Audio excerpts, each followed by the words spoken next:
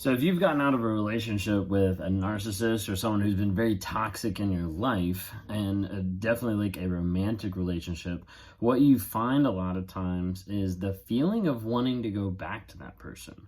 Like you could be out and about and being like, I wonder if I'll see that person, or I wonder if maybe I should call that person, maybe I should text them.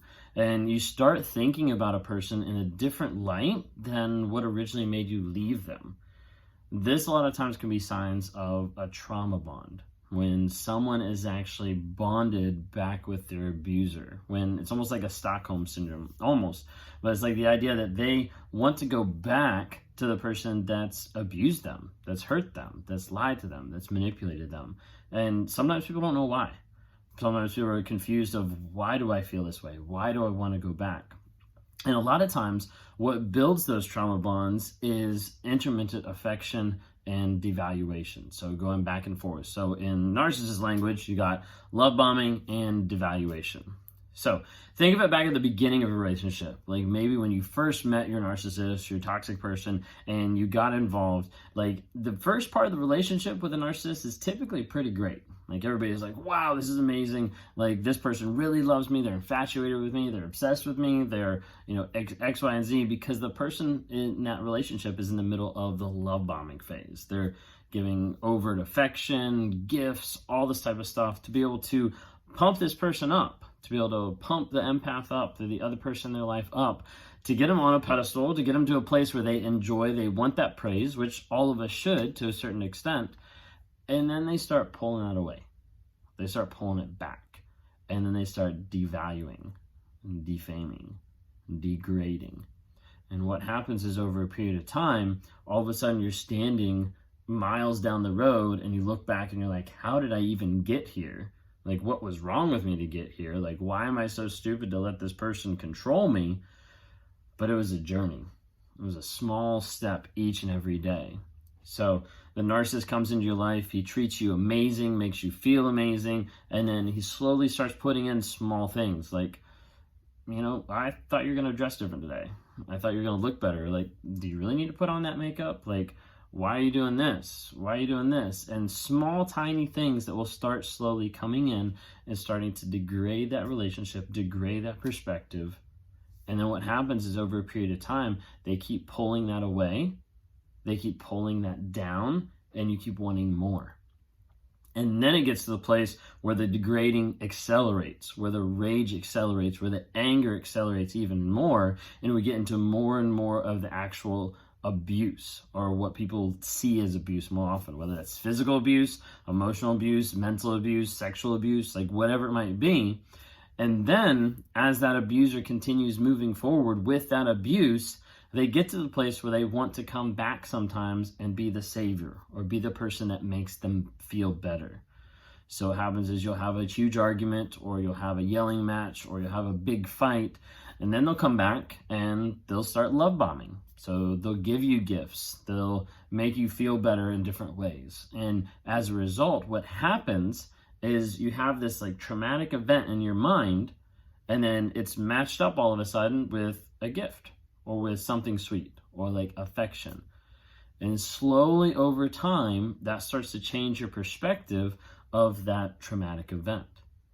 This is how people can stay in like physical abusive relationships for like a long period of time, because it builds such a bond. It builds such a bond that they will defend that person. They'll defend their abuser to other people. They'll even like fight other people away of like, no, like this is what I'm supposed to do. They'll defend, they'll lie about it, like everything like that, because a bond has been built on that type of a sequence. And so you have a session where your narcissist like rages at you and yells at you. And then they come back and they love bomb you. They give you flowers, or they give you a hug, or whatever it might be. They do that to be able to form that bond a little bit more. And what happens on your side is you start getting to the place where you start realizing like, hey, this traumatic event actually was a positive thing, because this person now loves me. Because they all of a sudden showed affection, or they all of a sudden showed some type of care, but it was false, it was fake, it was just love bombing. But over a period of time, that slowly starts changing, so that that traumatic event And the positive thing that comes after it, the love bombing, feels like love, feels like attention, feels like affection, whatever it might be. It starts to feel that way. And as a result, people start thinking, this is how I get to where I can feel. Because the narcissist will degrade you, devalue you, hurt you a ton. And sometimes it feels like, I don't even know how to feel anymore. I don't even know how to love anymore. I don't even know if this person cares about me anymore. They don't. But in that moment, a person will get to the place where they're like, I want to get back to that feeling. I want to get to the place where I felt loved. So they ignore the trauma so they can get to that feeling. They'll ignore the arguments so they can get to that feeling. They'll ignore abuse so they can get to that feeling. And then over a period of time, they start thinking that that is their worth and that is their value. And that's so not true. But it's hard to break out of that. It's hard to understand what's actually going on. What's the sequence of events of love bombing, devaluing, love bombing, devaluing, love bombing, devaluing, to get to a place that they understand, like, hey, this love is not real.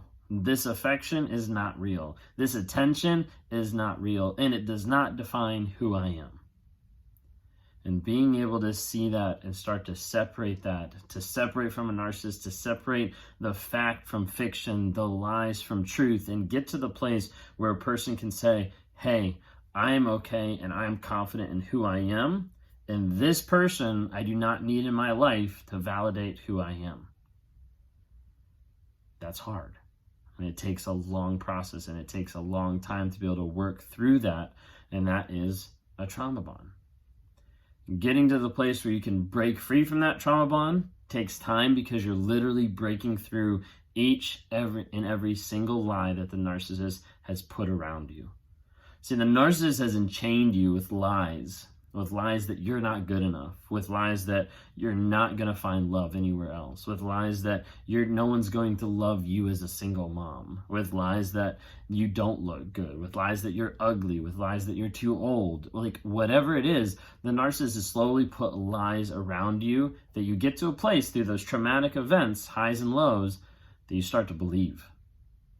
That's part of the work with trauma bonds, of getting rid of that and breaking through those, to do the work, dive deep, and get to the place where we deal with the facts and we deal with the truth. I wanted to talk about trauma bonds because it is very important for people to understand what they are. It's very important to know how to work through them, but that takes a lot of time and takes a lot of effort. If you're interested in learning more about a trauma bond, or how to work through it, or how to break through it, I invite you to be able to check out an event that I have coming up this Saturday on December 18th, 2021, of Breaking the Trauma Bond. And in that event, we're going to be talking through different events, different things in your life that's led you up to the place of feeling this trauma bond, and then looking back at the facts of the story that you're telling yourself and what you're feeling, but then also the facts of what's actually going on, and try to be able to help you see it in a little bit of a different light, to be able to help you get to the place where you can focus on healing and change and growth. If you want to hear more about this topic, follow me. So Ben Taylor on here. Follow me on TikTok, Instagram, and Facebook. Would love to be able to talk to you. If you want to talk one-on-one sometime, check out my website, rawmotivations.com. I've got one-on-one slots there. You can grab a time and we can chat. Thank you all so much.